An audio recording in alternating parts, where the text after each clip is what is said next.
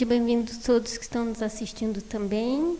Hoje venho convidar a todos a lermos a Bíblia juntos e espero que cada um esteja com essa Bíblia em mãos para acompanharmos a leitura. Hoje o tema é família e casamento. E para começarmos a dar a introdução a esse tema, convido a todos a lermos Gênesis 2, capítulo 2, versículo 18. Que diz o seguinte: E disse o Senhor Deus: Não é bom que o homem esteja só. Far-lhe-ei uma ajudadora idônea para ele. Nesse momento, Deus fez quase toda a criação. Ainda faltava um simples detalhe que era para Adão. Ele viu que Adão estava muito sozinho e viu que ia fazer algo falta na vida dele. E para continuarmos essa história, vamos ir nos versículos 21 a 24, que vamos ver a criação da parte que falta de Adão. O versículo 21 diz o seguinte: Então o Senhor Deus fez cair o sono pesado sobre Adão, e este adormeceu, e tomou uma das costelas, e cerrou carne em seu lugar. E da costela que o Senhor Deus tomou do homem, formou uma mulher, e trouxe a Adão. E disse a Adão: Esta é agora osso dos meus ossos, carne da minha carne. Esta será minha mulher, chamada mulher, porquanto do homem foi tomada. Portanto, deixará o homem o seu pai e a sua mãe, e apegar-se-á à sua mulher, e serão ambos uma carne. Podemos ver que o casamento e a família é algo muito importante para Deus, porque é algo que Deus fez com muito carinho, com muito amor, já pensando na necessidade de um do outro. Jesus, quando ele esteve aqui na Terra, ele foi chamado para um casamento.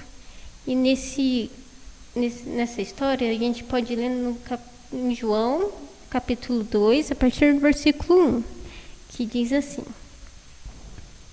E no dia terceiro houve um casamento em Caná, da Galileia, e a mãe de Jesus estava lá. E também foram convidados Jesus e seus discípulos para o casamento. E tendo acabado o vinho, a mãe de Jesus lhe disse: Eles não têm vinho. Jesus lhe disse: Mulher, que tenho eu contigo? Ainda não é chegada a minha hora. Naquela época, uma festa de casamento sem vinho era uma tragédia, porque era algo muito importante ter vinho numa festa de casamento. E algo muito interessante que a gente pode reparar, que mesmo tendo a presença de Jesus, houve um grande problema. E isso acontece muitas vezes na nossa casa, na nossa família, que mesmo a gente estando com Jesus, a gente tendo uma comunhão com Jesus, vão vir problemas, vão vir coisas que não estamos esperando. Mas tudo depende da sua comunhão com Deus para a gente sair desses problemas. O bom exemplo na Bíblia é o exemplo de Jó. Jó era um servo muito fiel a Deus. E nós sabemos da história dele que aconteceram coisas terríveis. Ele perdeu seus filhos, ele perdeu seus bens, ele teve muitas doenças e também teve problema em seu casamento. A mulher de Jó, quando ele estava passando por tudo isso, ela falou: Por que não amaldiçoa seu Deus e morre? Então até Jó, um servo fiel, passou por tanta coisa e teve problema em seu casamento.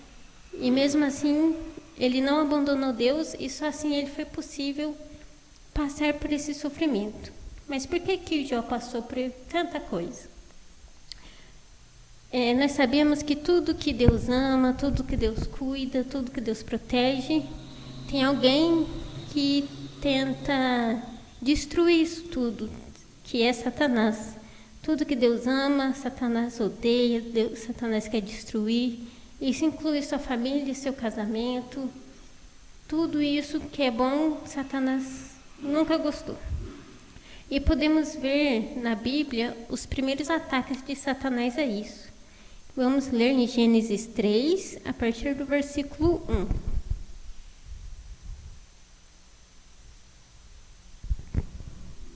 1. Ora, a serpente era mais astuta que todos os animais do campo, que o Senhor Deus tinha feito. E esta disse à mulher: É assim que Deus disse: Não comereis de toda a árvore do jardim? E disse a mulher à serpente: do fruto da árvore do jardim comeremos.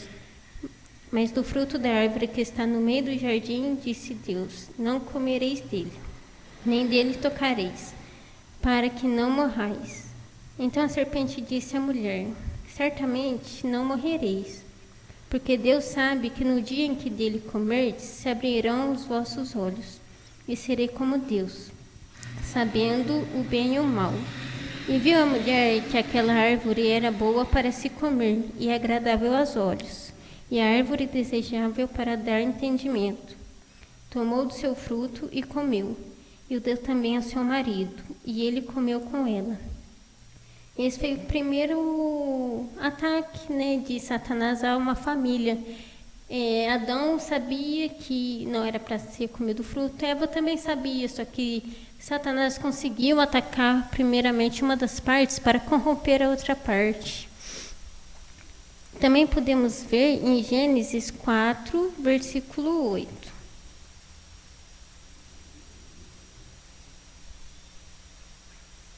E falou Caim com seu irmão Abel, e sucedeu que, estando eles no campo, se levantou Caim contra o seu irmão Abel e o matou.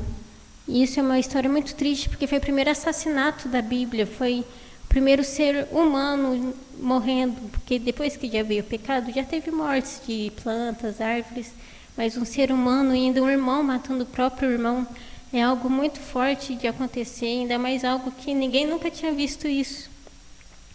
Depois disso, sabíamos que as coisas só foram piorando cada vez mais. As coisas só foram se corrompendo. Infelizmente, essa é a tendência.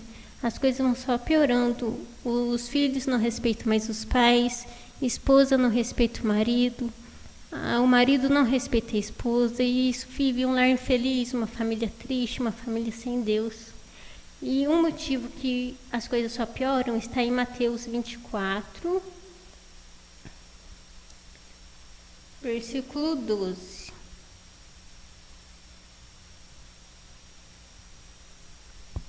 E, por se multiplicar a iniquidade, o amor de muitos se esfriará.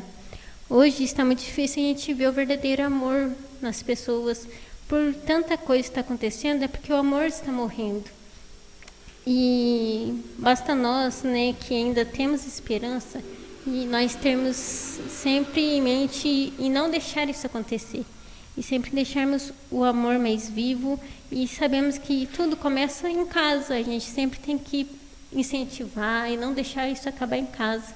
Porque se a gente não consegue fazer isso em casa, como é que a gente vai levar para as pessoas de fora? Jesus nasceu neste mundo corrompido. Tudo isso que a gente vê de triste, Jesus veio na Terra e acontecia já essas coisas. Mas Jesus não deixou que isso influenciasse ele. Deus nunca fez nada que desonrasse o nome de Deus, mesmo aqui na Terra, em meio de tantas coisas ruins.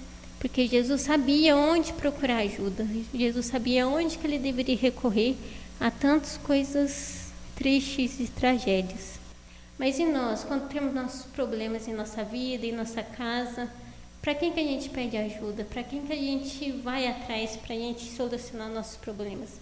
Muitas vezes nós mesmos tentamos corrigir os nossos problemas e sempre acaba trazendo mais dor de cabeça, trazendo mais problemas. Porque a gente não sabe onde que é o primeiro local que a gente tem que pedir ajuda. Na festa do casamento, onde que acabou o vinho, também foi um grande problema, uma grande tragédia. E agora a gente vai ler para ver como que tudo foi solucionado, para aprendermos a dar o exemplo em nossa vida de como devemos corrigir nossos erros. Agora vamos continuar a história do casamento no capítulo 2 de João, agora a partir do versículo 5, que diz o seguinte: Sua mãe disse aos serviçais: Tudo quanto eles vos disser, faze-o. E estavam ali postas 6 talhas de pedra, do tipo usado pelos judeus para as purificações, e em cada uma cabiam 2 ou 3 metretas. Jesus lhes disse: Enchei de água as talhas. e eles as encherão até a borda. E ele lhes disse: tirai agora, levai ao mestre-sala, e ele o levarão. Quando o mestre-sala provou a água tornada em vinho, não soube de onde viera, mas os serviçais que haviam tirado a água o sabiam. O mestre-sala chamou o noivo e disse: todo homem no princípio apresenta bom vinho, e quando os homens já têm bebido bem, então o que é pior, mas tu guardaste o bom vinho até agora. Esse começo de milagres fez Jesus em Caná da Galileia, e manifestou sua glória, e seus discípulos creram nele. A gente pode reparar que para haver um milagre precisou de duas coisas acontecerem antes, que foi o seguinte: primeiramente, os servos ouviram o que Deus queria para eles. E os servos ouviram o que Deus pediu e obedeceram. E só assim eles puderam ver o milagre acontecendo. Se eles não tivessem feito o que Jesus pediu para fazer, o milagre nunca teria acontecido. Provavelmente o que falta na gente hoje, para a gente ver o milagre, nós estamos esperando o milagre em nossa casa, esperando o milagre em nossa família, mas a gente não escuta o que Deus está pedindo para a gente para isso acontecer. Nós precisamos ouvir a voz de Deus, ouvir o que Ele nos pede e obedecer. E só assim a gente vai ver um milagre acontecendo em nossas casas, em nossas famílias. Lembrem, irmãos, que o casamento é uma instituição sagrada por Deus. Então devemos a todo tempo honrar a Deus em nosso casamento, em nossa família. Tudo nós devemos pensar em como devemos honrar a Deus para recebermos as suas promessas, as suas recompensas. O ministério de Jesus começou no casamento. E podemos ver que no final da vida dele na cruz, quando ele estava lá sofrendo, nós vemos a importância da família. No momento que ele estava lá, ele viu sua mãe Maria sozinha e ficou muito preocupado com ela, e viu João, seu discípulo, e pediu para que cuidasse dela.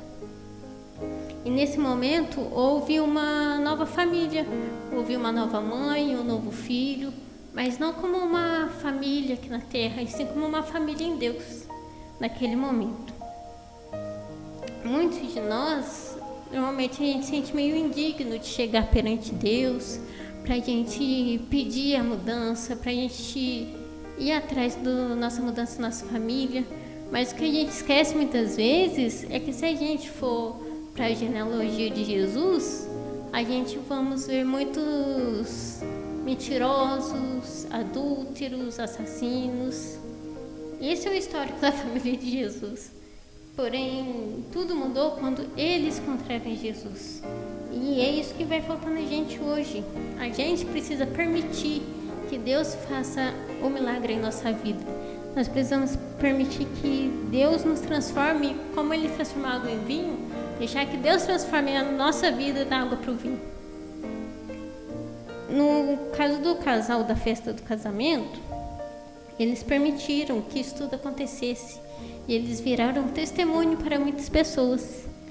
Para nós aceitarmos a Jesus, para a gente querer a nossa mudança, devemos primeiro dar nosso passo de fé e assim acertarmos, a ser testemunhos também para outras pessoas. Só assim Deus vai ver, as pessoas vão ver assim, as pessoas vão ver Deus na gente, vão ver o milagre de Deus, porque muitas pessoas acreditam que Deus não faz mais milagres, que Deus não se importa, mas se permitirmos que Deus nos transforme, que se ouvirmos a voz de Deus e obedecermos, nós seremos testemunha a outras pessoas também. E eu gostaria de ler mais um versículo com vocês, que vai estar em João, capítulo 1, versículo 12. Que diz assim: mas a todos quanto receberam, deu-lhes o poder de serem feitos filhos de Deus, ao que crerem no seu nome. Também convido a lermos a Romanos 8,14.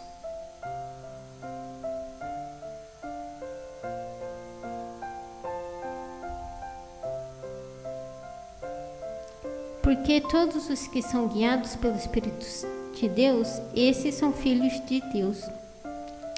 Então, nesse momento, Deus está chamando para a gente ser parte da família dele.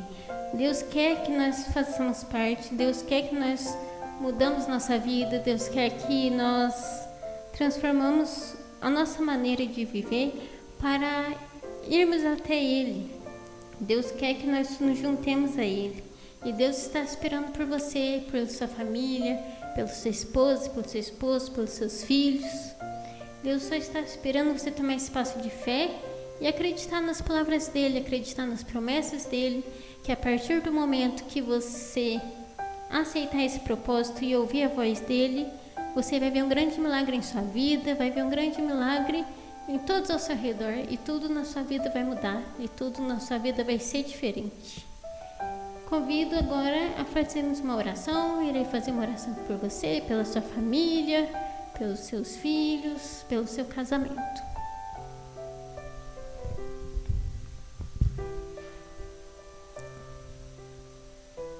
Senhor Deus, estamos aqui, Senhor, lemos a sua palavra, lemos como tudo que o Senhor criou foi perfeito, o que o Senhor fez o casamento, o Senhor fez a família, com muito amor e carinho, e sabemos, Senhor, que a cada um que possa estar vendo esse vídeo, estar presente aqui, tem os seus problemas em casa, tem os seus problemas em sua família. Eu tenho certeza que eles querem uma mudança, que eles querem uma transformação e um milagre como foi feito na festa do casamento.